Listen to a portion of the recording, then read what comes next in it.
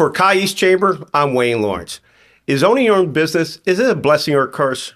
We're going to find out today. We welcome Bill Snow from Rad Air Racing. How are you today? I'm great. Thanks, Wayne. So Bill, first of all, let's just start with the name, all right? I've heard people say Rad Air, and I've heard people say Rad Air. Which one is it? It's both. However you say it, it's great car care. So, radiators up here in the north, radiators down in the south. Matter of fact, in the 90s and 2000s, we had a jingle that went around, what do you say? But however you say it, it is great car care. Oh, good. All right. So I'm going to probably say Rad Air because I'm just used to saying that, if that's okay. That's right. And kind of as a background, we actually had your business partner, Andy Fiffick, on talking about the Rad Air franchise system not long ago. Hopefully we'll get a link to that, so that everyone can kind of pull those two together. So, we learned a lot about the franchise system, but now we have this whole racing component. Tell us how you got started in that part of it. Oh, boy. So I've always been involved in motorsports. Back to high school, I did something called autocross, which is if you've ever been in a parking lot that's set up with cones and you see cars racing through the cones. I started doing that in high school, and I've been hooked on motorsports ever since. Fast forward to Andy and I working together in the Rad Air franchise organization. And he says he really has a desire to get his SCCA license at Sports Car Club of America. And, my brother's buddy has a car for sale, he tells me. Great. I keep nudging him. When are we going to go look at that car? When are we going to go look at that car? So during COVID, race cars and trailers were getting a premium. A lot of guys and gals were working from home. They were looking for projects. And I kept nudging Andy, this is my first mistake, and saying, we have to go look at that car. So we did. It was a Dodge Neon. It checked all the boxes. It would help Andy get his SCCA license. We bought that car and started to get it ready to go racing, and then ended up doing an 8-hour endurance race. There was 4 drivers, and that was at Nelson Ledges. And Andy says, I still want to get my license, but we got to do this kind of racing. And I got to tell you, the team is growing, and now we have 5 cars. We raced 3 of them. We've got a whole team that's loving this. Wow. And that's just really in a few years too, because then you start this, 2022 maybe? 22 was our first sort of half season. Okay. And then 23, we started to roll into it, and then a full season in 24. Okay. So Bill, you had mentioned that you race in that Champ Car Series, and it's endurance racing. Mm-hmm. So, drivers goes in and they can go up to 2 hours, but you can go 24 hours with multiple drivers. First of all, is there a limit of number of drivers that can actually get into the car total? No. Okay. So you can have 12 for 24 hours, just race. 12 drivers, race the 24-hour circuit. We could. Heck, if we wanted 24 and they each did an hour. Yeah. But then we wouldn't be competitive because we'd be in the pits too much doing a driver change. Okay. So the way we look at it is, we have to have that 2 hour, you can't be in the car in this series, you can't be in the car longer than 2 hours for a driver. So how do we time the pit stops to make sure that they get the maximum seat time as close to possible? Okay. Bring them in, we'll change the fuel, we'll inspect the tires, inspect the brakes, top off any fluids, and send them on their way. Okay. And what type of cars do you race? So we race, ready for this? Dodge Neons. Oh, wow. So most people... I might have one in the garage. I'll be there next week. That's what most people say. Oh, yeah, my wife had one of those or whatever. But back in the day, so our cars are first generation Dodge Neons. And back in the mid-90s, Chrysler made these under the Dodge and the Plymouth nameplates. And they also, every year they would make about 200 that were called ACRs. And I think it was American Championship Racing, if I recall correctly. These cars were, they could have radio deletes or air conditioning deletes, side molding deletes. The intention of these cars is they'd go off and race in like a spec series or a showroom stock series. People would literally just bolt a roll cage into the car, drive it all week, and then go and race it. These cars now, we've picked up 5 of them. One of them is in non-running condition. It's just an empty shell that we have if we need it.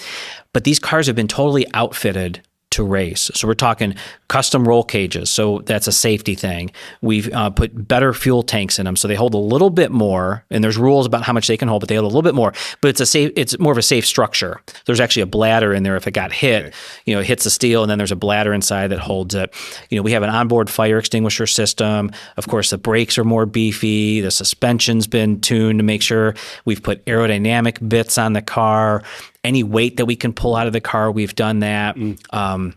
Try to make them as light as possible, as powerful as possible, and as get through the air with aerodynamics as smoothly as possible. Because if you're doing an endurance race, so the clock starts and it stops, and it's the idea that whoever has the most laps wins? Yes. It goes from okay. Yep. Gotcha. All right. So there's a strategy there. So we race with cars that are much faster than our Dodge Neons. Okay. Go figure, right? And but the key is those faster cars might break and they might be in the pits longer. So our part of our strategy is we just need to keep the cars out on track. Car on the track. Exactly. Right. Okay. Yeah. That's where reliability comes in. You know, and we have a saying, "Rad Air ready." We got to make sure those cars are built so that they will stay consistent on track. It's not about being the fastest car. It's just being out there and being consistent. Okay. Wow.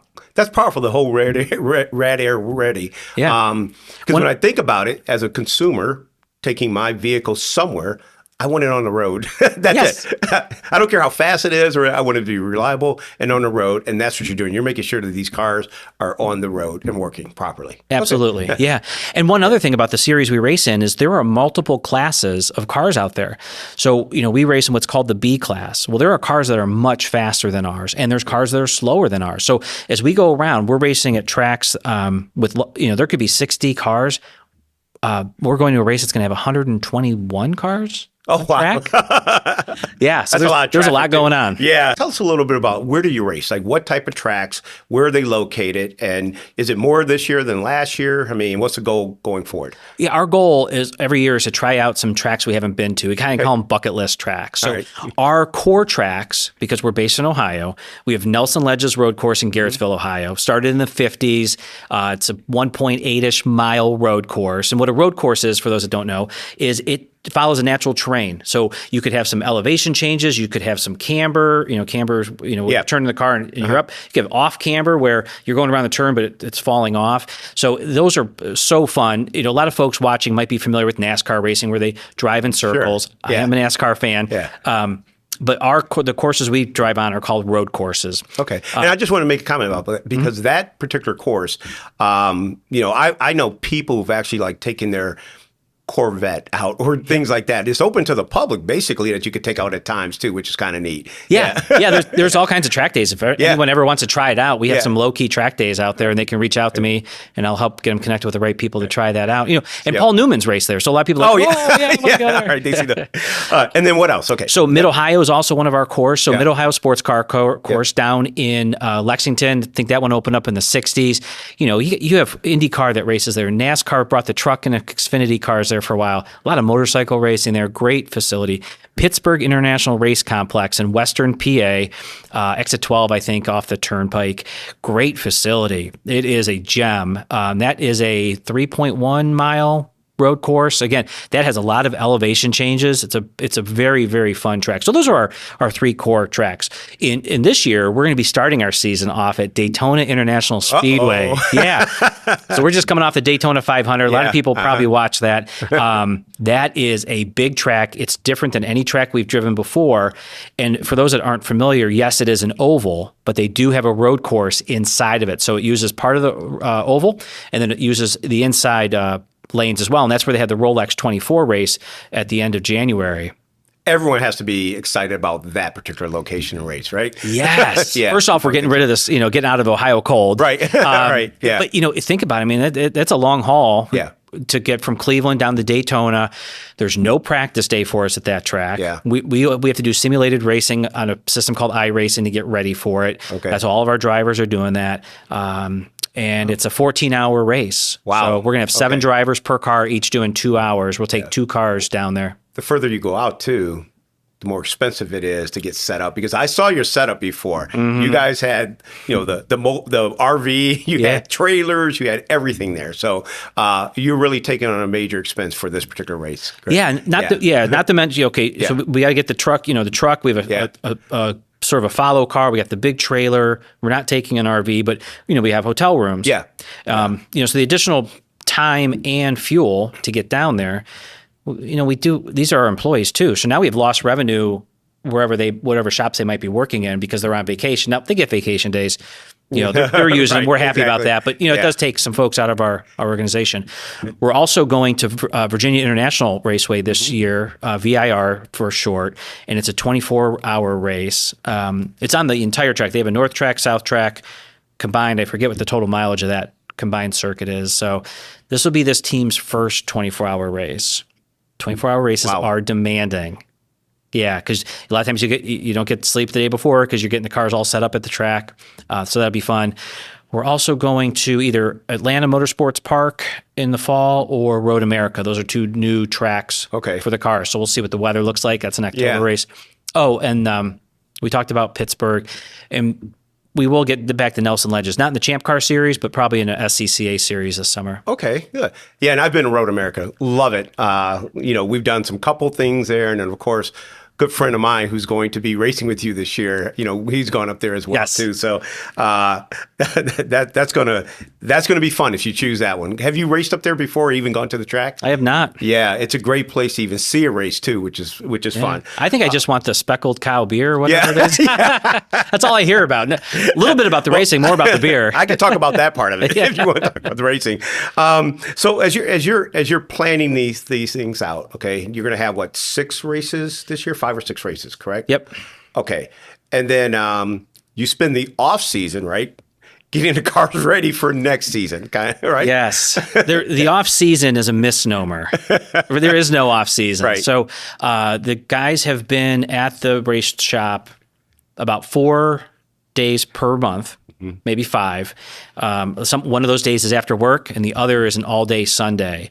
And the cars have just gotten one of them just got repainted this past weekend, so all the body work was redone on it. They got painted. One car was down getting a new wiring harness, and we talked, a little about the computer idea inside the car. All the spare parts are being ordered. The trailer's being gone through to make sure it's fully stocked of everything we need. Yeah, just when you think you're ready to go, you think about it, you think, what else can we do to make sure that we don't have a failure point? And I just want to be clear because, for people who are listening or watching and don't know much about racing, as I did not as well, when I went down to see you guys race, I was surprised at how the car is pretty well gutted in a sense, and all the controls were just right there at your fingertips. We're used to just going, putting it in drive and whatever, and that was really, really neat to kind of see how the science and technology has grown within this, that you're really monitoring. I was surprised at how many just gadgets there were in terms of just monitoring what was going on and how fast you're going, how much fuel you're using, et cetera. It's a totally different world. Oh yeah. So in the car, we instead of an instrument cluster that you would normally see in your street car, we have a small computer screen, like a small tablet almost. And we can see what's going on with the car. It'll tell us what the RPMs, different temperatures. We can have it flash if certain things happen. We also have a separate device on the dashboard that tells us what's happening with the flags on the track. So if the listeners and viewers don't know, so flags are what control a race. So green flag tells you to go, yellow flag, there's an issue at the corner, 2 yellows, the whole course is going to slow down, black flag, you've done something wrong, you got to go in, and you're going to get yelled at. That's not a good one. No, but so what they've done now is we have a display in the car that tells us what's going on the track, so we don't have to wait for a corner station. Sometimes those corner stations might not even be manned anymore, and it automatically just tells us in the car, hey, there's a yellow flag situation at the next upcoming turn. Great. Now that's right there. I don't have to be looking out for someone waving a flag. We also have radio communications back to our pits too. Okay. So you talked about technology. We'll have a computer in the pits, and again, talking about Champ Car Endurance Series, they have a Google sheet that we can watch, and they're updating it with whatever's happening on the track. If a car was going too fast through the pits, or if a car bumped another car, they log all that. So in the pits, we can see what's going on. Did one of our cars get hit, or did one of our cars go off track that we need to know about that the driver may not have had time to tell us about? There's also live data of lap times, so we can see all the lap times everyone's running. Where are we overall position?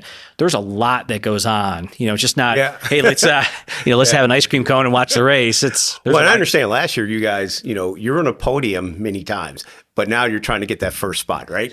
This year. We are, yeah. And number one, we got to finish the race. Number two is we got to finish up in the top 3. Okay.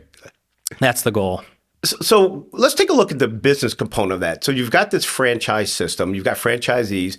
Is this for marketing your business? Is it for just a love of racing? Why add on a racing component?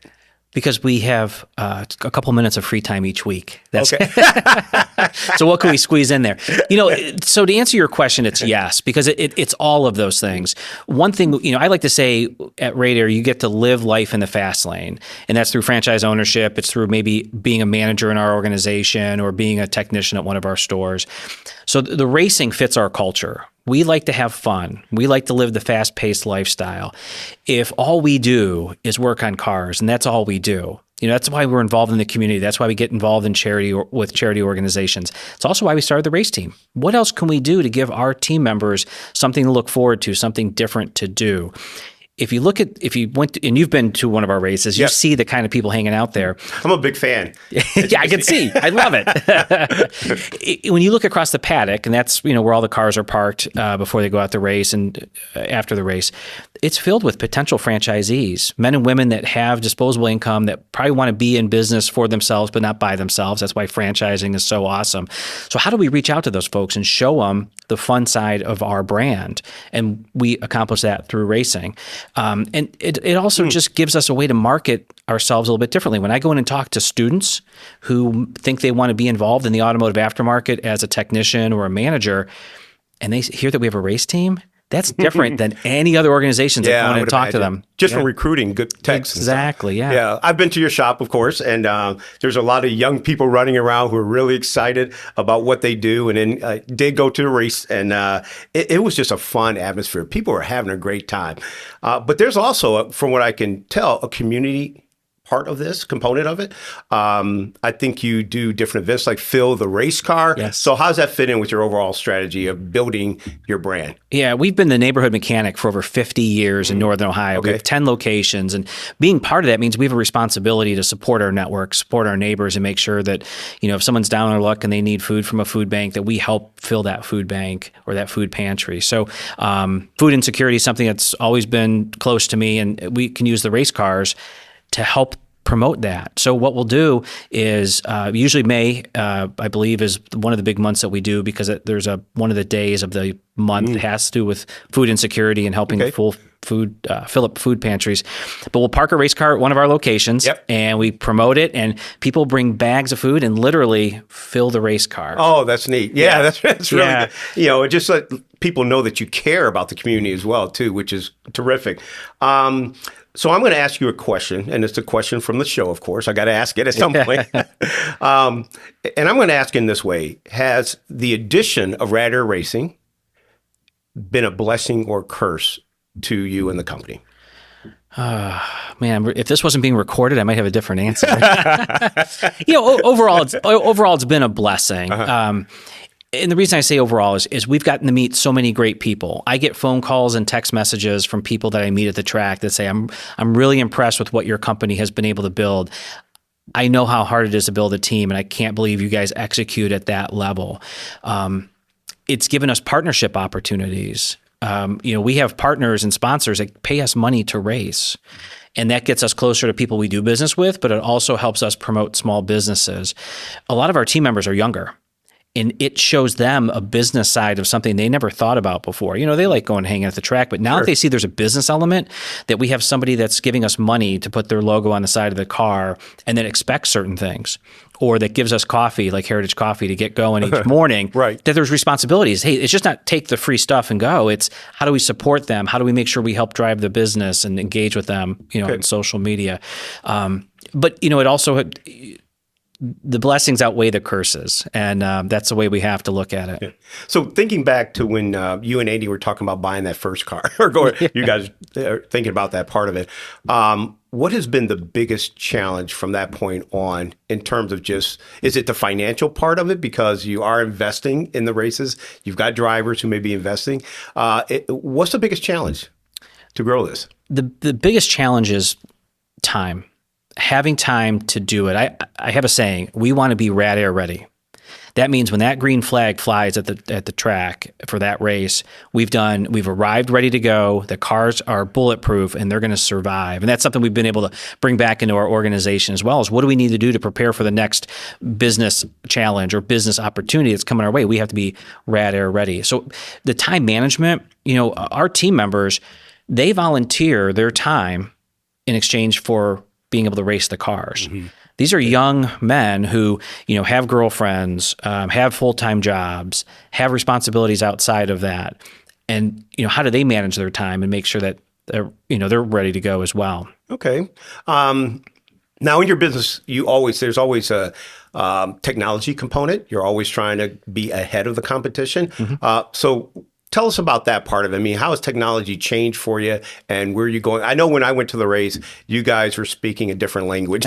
I had no idea. I could point and see, but I learned a lot. So tell me about the advances in technology and how you're utilizing that. At the track? Yeah, at the track. Yeah. So, you can't manage it if you can't measure it. Yeah. Right? Okay. Yeah. So our cars are equipped with standalone data systems that make the car start, run, do everything they need to do. But we can extract all that data and learn about what the car is doing. Is it running properly? Does it have too much fuel, too little fuel? What's the consumption rate of fuel? Can we time our pit stops better based on that information? But then we also get some great driver data. And we do that not only through that standalone computer inside the car, but then also through video recording. And actually, Mid-Ohio was the first time the race you were at, where we practiced with that and worked with it. Oh, gotcha. Okay. Where we can see not only the driver, but we can see outside the car as well, and kind of see where are they turning in, where are they turning out, what's their braking point. And we can overlay all that data as well and help the drivers become better, safer, and faster. Okay. So I see you have your Atomic Motors Autosports jacket on. So how's that tie in with Rad Air Racing? Yeah. So when I opened up the Wickliffe location back in 2014, 11 years ago, and I was not as gray as I am now, I had a following of folks involved in motorsports that said, well, now that you have a shop, can I bring my car that I race to you to do these different things? Well, over the last 11 years, that business has grown to the point where we market it differently under the Atomic Autosports name. It's still RadAir guys doing the work. It's still inside the RadAir facility. It's just marketed differently so we don't confuse the general public, right, whether or not we're working on race cars or regular cars. And some folks have even said to me, if you can work on a race car, you can work on my car. Sure. There's some confidence there. Yeah.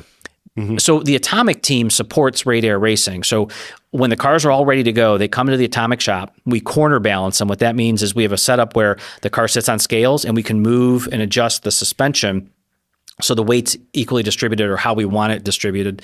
And then we have an advanced alignment system. So the listeners and the viewers probably have taken their car in for an alignment, and that's where the tires are straightened and set at certain angles. Okay. In racing, you need very specific angles and the direction of the tires. So our lift actually is in the ground. So you drive right on. There's no ramps. You don't have to worry about scraping anything. Okay. And then so that's, the RadAir racing cars will be in the Atomic facility to get their final race prep. Okay. And so that's how you tie those two together. So Atomic Autosports is kind of the racing, the mechanical part of it, and then it ties into Rad Air Racing. Yep, okay. Exactly. So has there ever been a time over the last few years, all right, especially because you took on this responsibility from being involved in the franchise system, having locations of your own, and now Rad Air Racing, that you just said or thought, what am I thinking? And then what brought you back to reality goes, well, I know now why I did this. Yes, yes. And I'll say this for the benefit of the viewer. I tried to walk away from the team. I have such a responsibility to grow the franchise system. I wanted to be 100% focused on that. And I thought the race team was becoming a personal distraction for me. And I had a meeting with the team and I said, listen, I need to be more focused on my store, my people, and growing the franchise company. I don't think that lasted a couple of weeks. And I was right back into it. Right. I enjoy the business side of what we do. And that's what I'm closest to within the team. It just comes down to time management. And also, I have a huge fear of missing out. Sure, absolutely. The guys were having a great time building, getting the cars ready, having a good time at the track.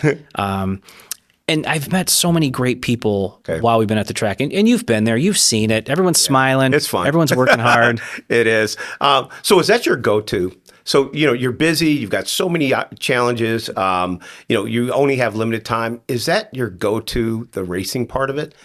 To make, to get rid of the chaos and just make you feel better. Yes. So there's nothing like putting the helmet on because the rest of the world goes away and it has to go away. You need to be 100% focused on what's in front of you on the racetrack, a little bit what's behind you. But I'll tell you what, that helmet goes on, it's like I'm leaving the world. And to me, that's relaxation. That's nothing like that. And then also, being alone in the shop working on a race car, have a little music playing. Yeah, you're right. To me, that no distractions. Therapy. Yeah, it's just your own therapy. Yeah. Now you guys are racing in, I think it's called Champ Car Yes. Endurance Series. Yep. And the endurance is what you were referring to as the 14-hour race, right? And that's multiple drivers. How does all that work? I mean, is that a way to get more people into your company by being able to drive and maybe work in the pit and things like that? Yes. Yeah. Okay. So our races will range anywhere from as short as a 7-hour race. Okay. And this season we're doing a 24-hour race. Okay. So the more we call them seats, basically in that Champ Car Endurance Series, you're limited to a 2-hour stint. So you're allowed to be in the car for 2 hours. Anything over than that, you get penalized. Now, a driver can take an hour break and get right back in. So we only have so many drivers as part of the team, so we sell those additional seats. Okay. So more people can come in. To me, that's a huge benefit because now we've got somebody else that says, wow, these Rad Air guys, man, they can execute. They are prepared. We do, we just aren't pulling out hot dogs for lunch with these folks. Yeah. We're putting on nice spreads, great dinners. We have a partner, Hop and Frog, that supplies our beer for the end of the race. Maria's House-Made Salsa's giving us some stuff too. We put out a very nice spread. And we want that experience to reflect what it's like to be part of the RadAir organization. Okay. And someone might take that back and say, hey, you wanted to go into business. You wanted to open up a franchise, didn't you? You should look at RadAir because, man, those guys can execute. And they do fun stuff too. So on top of it, it's not just all business. And I would assume that those seats, and they have to pay in order to drive with you. So there's additional source of revenue and income coming in to help just offset this entire cost. So there's a combination of a marketing expense, I guess you're having, and then whatever revenue you can, achieve to kind of get away from that. Okay. Yeah. Or to chew on that. All right, good. So would you do it again if you had to? Meaning, like, if you had to start over and go back to day one, would you even be in the auto repair business? I mean, what do you think you may have missed over the years? Oh boy. If anything. I think we go through life, it's a journey. Yeah.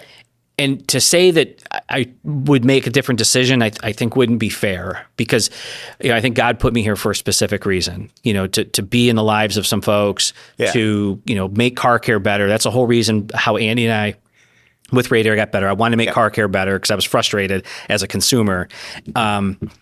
This is where I need to be, and who knows where the next step of the journey is going to go. Okay. And are you involved in, outside of that, of course, because you're busy, are you involved in any associations and things like that to kind of, just help you connect with others? Certainly the Chamber of Commerce. Okay. Yep. Yeah. And also was heavily involved in BNI, and I have another employee that gets involved with BNI. Okay. And then, at the... well, and then RadAir itself is involved in, just the industry associations as well, too, right? Yeah, all kinds of different industries. Okay. I always like to say I love being in a room with smart, driven people. Yeah. When you're part of a chamber or an industry association and you get together with them at conferences, those are the kind of rooms you want to be in. Right, exactly. So what has been the most rewarding part of this entire journey from start to where you sit today? And then what do you expect going forward? We talking racing or just RadAir? All of it. All of it. It's Bill. Oh man, it's Bill's journey. When I talk to my team, and it's all males, so I'll say guys, and we definitely need more women in our industry. When I talk to them, I don't want them to be the best mechanic or the best technician. I want them to be the best man. Whether that when they go home, they're the best father, husband, spouse, whatever they need to be. And I've seen that develop in a few of my folks. Some of those folks have left and they've gone on to do other things. Gladly, I'm really happy some of them are still with me. And, just seeing folks grow, one of my guys has been with me 10 years. Okay. To see where he started, where he is now, that's awesome. Okay. And you guys are, of course, selling franchise systems. Yes. I'll mention that. I'll throw that out there. And we're going a little bit from the racing back to just the entire franchise. And what areas are you looking at right now for selling those systems? Ohio is our big growth area. Okay. So we still have opportunities in Northern Ohio. Columbus, the Cincinnati area, there's some great outer ring organizations like Mason and Huber Heights down in the Cincinnati area that are hot on our list. Florida's hot as well. We get a lot of inquiries from Florida, but it makes the most sense that we start here in Ohio and sort of branch out. So okay. All right. And then how does the average guy get to race with you? Is it open to everyone? You have to have experience, or can beginners get involved? Beginners can get involved. So we definitely want to put folks in that have previous on-track experience. Mm-hmm. It doesn't have to be racing. but previous on-track experience. And if someone doesn't have that, we actually will have our cars at a track like Nelson Ledges available for test days. Hey, hop in. Let's see what you can do. Let's make sure you're comfortable with it. Some people do it and they're like, not for me. Yeah. I love it. I'd rather be in a street car on the track than a full built race car on the track. But yeah, we get inquiries. I had some folks from Europe reach out to me saying, what kind of seats do you have available for the summer? Because we want to come and race in the U.S. But if you break it, you own it, right? you do. Yeah. It is. I mean, it's an investment in terms of a car. And I'm just kidding, of course, because no one wants to see anyone get hurt. But there has to be that component that says that, if you race with us, and something goes wrong, then there has to be some accountability from the driver as well, too, I would think. Right? Yeah. Last year I created an insurance almost policy where someone could buy it before the race, and then they have a deductible if they do have an incident. But we always give the drivers, whether it's one of our guys or a rental driver, hey, if you want to come and put some elbow grease in and fix it, you're welcome to do that. There's a timeline to get it done before the next race. So Bill, one final question. You've got these young men or people in your company who are just, they love the idea of being around the franchise and the work, and they love the racing component. It's just a really good vibe. What advice would you give any one of them as they start their journey about getting involved in business and understanding the difference between business and, pleasure and those type of things? What would you tell them? Or what do you tell them? So it's who you surround yourself is going to be the most important part of life. So whether you stay as an individual contributor your entire life, or you decide to take an entrepreneurial journey and open up your own business or go off into the corporate world, the people you surround yourself are going to be hopefully your biggest advocates, going to be your biggest support people. And if they're not the right people, you got to get them out of your room and get the next best person in. And I learned the hard way about that early on my journey, that I didn't have the right people surrounding me. It limited my growth, and I made some mistakes because of it. And that's great advice. And I can see why people like to work with you guys. And then hopefully some people would like to get franchises as well, too, as you continue to grow that. Bill, thank you very much for sharing your experience and knowledge and just your journey. We really appreciate it. And I'm sure the listeners are going to enjoy it as well, too. Yeah, thanks for the opportunity, Wayne. Take care. Hey, if you like this episode, don't forget to comment, like, and share. This podcast was made possible with the support of our sponsors. Find more ways to grow at kyeast.org.